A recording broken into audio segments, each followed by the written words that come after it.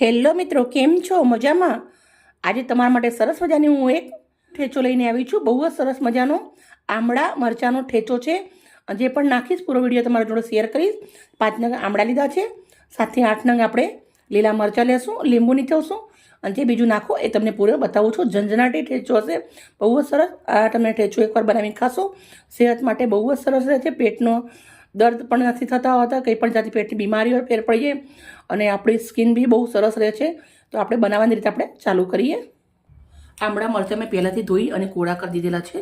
આપણે આમળાને આવી રીતે ખલ લીધો છે, ખલના અંદર હું કટ કરું છું. તમે મિક્સરમાં બી કરી શકો છો, પણ ખલના અંદર જે વાટેલું સ્વાદ હોય એ બહુ જ સરસ આવે છે. તો આમળા ચારી બાજથી આપણે આવી રીતે કટ કરી લેવાના છે. એનું બીજ રહે એવી રીતે રાખી દેવાનું છે. તો આપણે આમળું આવી રીતે મેં કટ કરી દીધું છે. બીજનો ભાગ સાઈડમાં લઈ લેવાનું છે. સાથે આપણે આવી રીતે અંદર લીલા મરચાં પણ સમારી દેવાના છે. આવી થોડા નાના સમારશું એટલે ઠેચો જલ્દી રેડી થઈ જાય આપણો. તો આપણે મરચાં પણ હું આવી રીતે આમળા સમાર્યા એવી રીતે જ આપણે આમળા મરચાં બંને ભેગા સમારી દઈશ. ને પછી આપણે જે મસાલો નાખું છું એ પૂરો તમારી જોડે વિડીયો શેર કરું છું.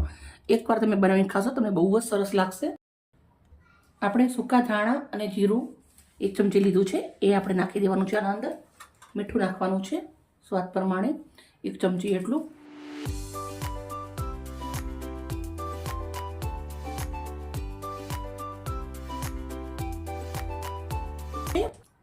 લીલા ધાણા મેં પહેલાંથી સાફ કરી અને કટ કરી લીધેલા છે.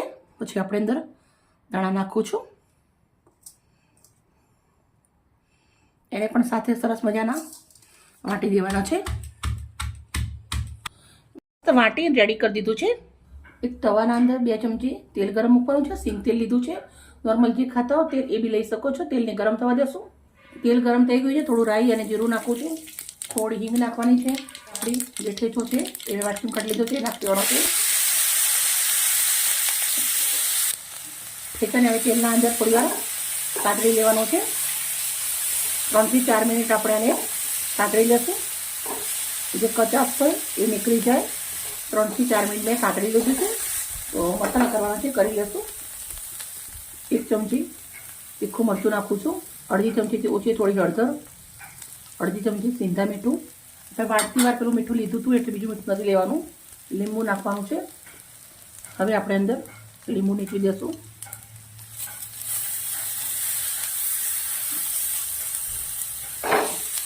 અડધું લીંબુ નીકળ્યું છે.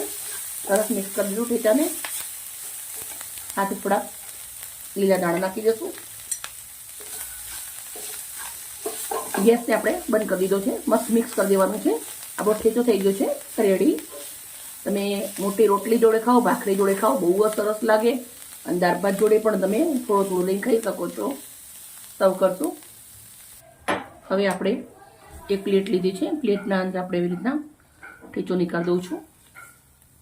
મિત્રો મેં થોડો ઓછો બનાવ્યો છે, તમે વધારે પણ બનાવી શકો છો. અને આ તમે બનાવીને 10 થી 15 દિવસ સુધી ખાઈ શકો છો. 10 થી 15 દિવસ સુધી બહુ જ સરસ રહે છે આ. હવે આપણે થોડા કેવા ઉપર તલ ભભરાવું છું. સાથે આપણે આવી રીતના લીંબુ કતરણ મૂકું છું.